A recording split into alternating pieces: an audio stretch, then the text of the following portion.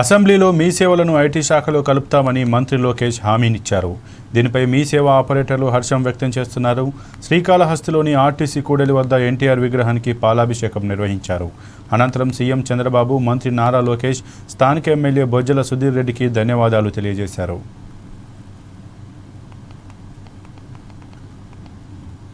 మీ సేవను బలోపేతం చేస్తామని ప్రకటన చేసి ఉన్నారు. దానికి మేము ప్రత్యేక ధన్యవాదాలు తెలుపుతూ నారా చంద్రబాబు నాయుడు గారికి మరియు ఐటీ శాఖ మంత్రి మన నారా లోకేష్ గారికి మరియు శ్రీకాళహస్తి నియోజకవర్గ ఎమ్మెల్యే సుధీర్ రెడ్డి గారికి ప్రత్యేక ధన్యవాదాలు. మాకిచ్చిన ఈ అవకాశాన్ని సద్వినియోగం చేసుకుని ప్రజలకు మరింత సేవలు అందిస్తామని లోకేష్ గారికి హామీ ఇస్తున్నాం. ఈరోజు రాష్ట్ర ప్రభుత్వానికి ధన్యవాదాలు తెలుపుతున్నాము.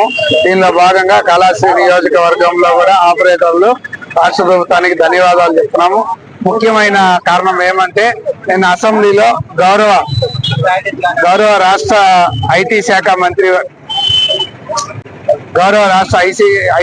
మంత్రి వారి గారు మీ సేవా శాఖను ఐటీ శాఖలో కలుపుతామని నేను అసెంబ్లీ సాక్షిగా తెలిపారు. అలాగే దీన్ని నమ్ముకొని రాష్ట్రంలో 10,000 కుటుంబాలు ప్రత్యక్షంగాను పరోక్షంగాను 30,000 కుటుంబాలు బతుకుతున్నాము. వీళ్ళకంతా భరోసాను కల్పించారు.